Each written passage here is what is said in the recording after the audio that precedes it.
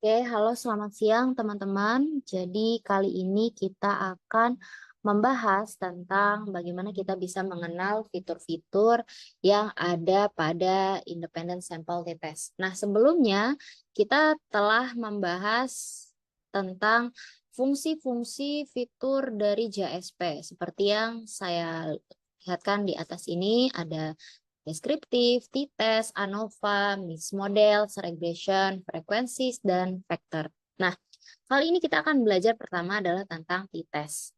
Lebih tepatnya adalah independent sample t-test. Nah, kenapa kita harus belajar atau mengenal setidaknya dari beberapa fitur yang ada di independent sample t-test ini? Karena kita kalau hanya mengikuti instruksi bagaimana cara menggunakannya, klik ini, dan klik ini gitu, kita tidak akan mengerti apa yang terjadi bila kita salah klik dan itu akan berpengaruh pada hasil eh, analisis data kita gitu.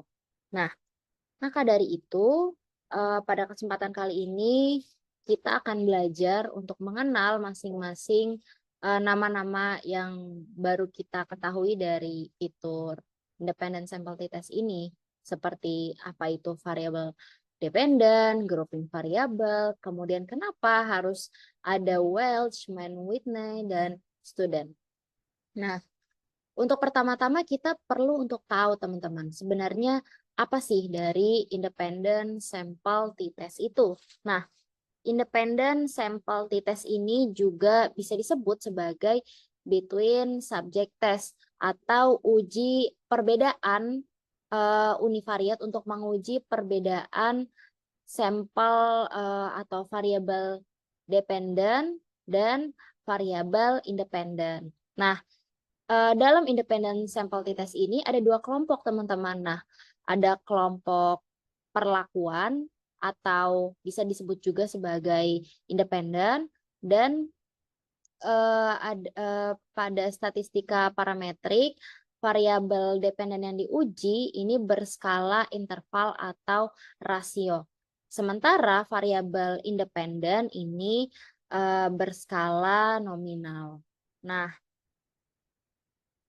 kemudian kita akan lanjut ke pengenalan tentang fitur-fitur yang ada di sini ya teman-teman. Nah, di sini ada dependent variable. Nah, dependent variable ini adalah variabel yang hasilnya ingin kita uji. Biasanya variabel ini adalah hasil pengukuran yang kita prediksi akan dipengaruhi oleh faktor lain atau variabel independen. Contohnya, jika kita ingin mengukur tingkat radikalisme, maka radikalisme inilah yang akan menjadi dependent variable. Kemudian grouping variabel ini adalah variabel yang digunakan untuk membagi data ke dalam grup yang berbeda.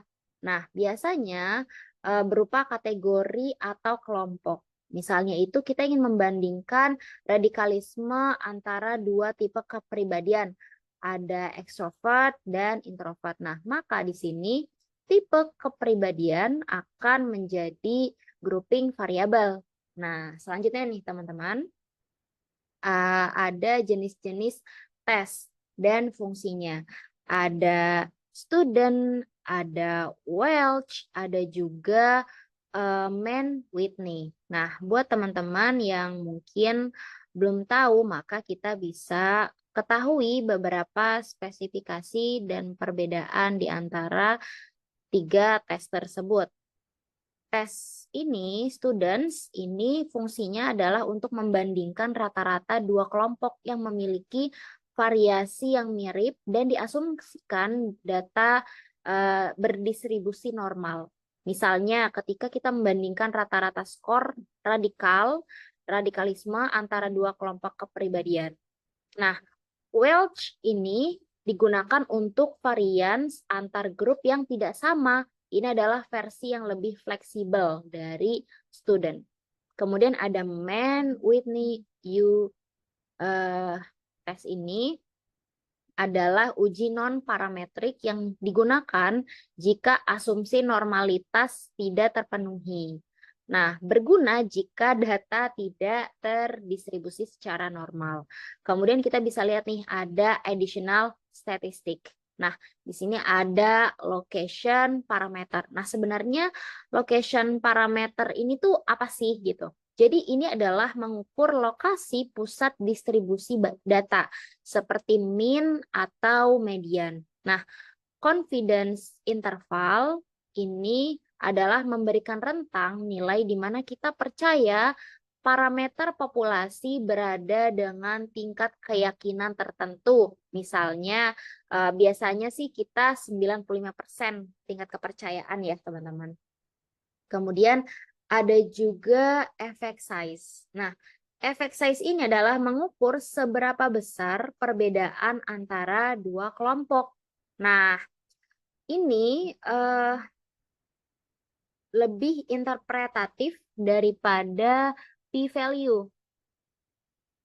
Ini terbagi menjadi beberapa ya, teman-teman. Ada Cohen's d, ada Glass delta, ada Hedges G, ada confidence interval, kepercayaan 95%. Nah, Cohen's d ini adalah salah satu ukuran effect size yang populer untuk menghitung perbedaan rata-rata antara dua grup dalam satuan standar deviasi.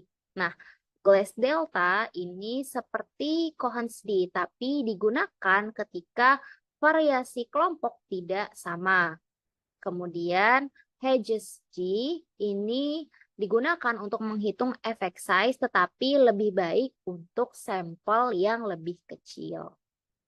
Nah, kemudian ada deskriptif ya, teman-teman. Nah, deskriptif ini adalah statistik deskriptif seperti rata-rata dan standar deviasi untuk setiap kelompok. Nah, deskriptif plots ini adalah untuk menggambarkan data deskriptif, biasanya berbentuk diagram batang atau titik-titik. Kemudian ada bar plots. Nah, bar ini saya klik ya, misalnya. Nah, seperti ini teman-teman. Ya, bisa kita lihat ya bentuknya. Kemudian saya klik lagi. Nah, untuk bar plots ini adalah diagram batang yang menggambarkan perbedaan rata-rata antar kelompok. Coba kita klik.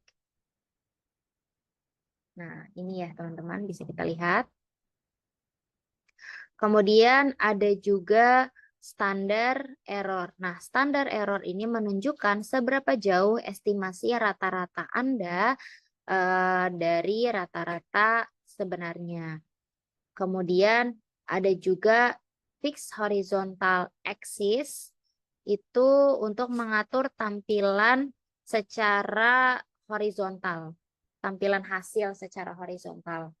Kemudian ada juga Fourth self maximum P ratio, ini biasanya digunakan untuk rasio maksimum nilai P yang dapat diperoleh.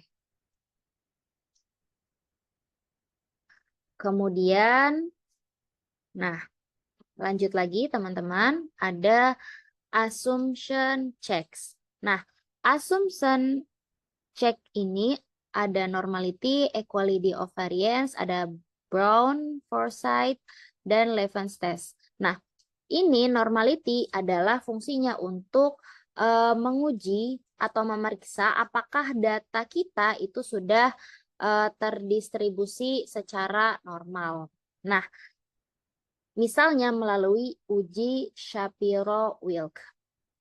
Kemudian ada equality of variance, ini untuk menguji apakah variance antara grup itu sama. Nah, Brown, Forsyth itu dan Levens ini sama-sama memeriksa kesamaan variasi antar kelompok. Jika variasi tidak sama, maka kita perlu untuk mempertimbangkan untuk menggunakan Welch t-test ini yang di sini. Kemudian ada juga missing value. Nah, ini terbagi menjadi dua ya teman-teman. Ada include case per dependent variable dan exclude case listwise. Nah, untuk include case per independent variable ini untuk menghilangkan kasus yang memiliki nilai hilang hanya pada variabel dependent. Kemudian untuk exclude case listwise menghilangkan kasus yang memiliki nilai hilang pada salah satu variabel baik dependent maupun independent. Nah, seperti itu teman-teman. Semoga dengan kita mengenal beberapa fitur yang ada di independent sample t-test ini memudahkan kita untuk lebih teliti dan lebih memahami apabila kita tidak terpatok pada buku panduan.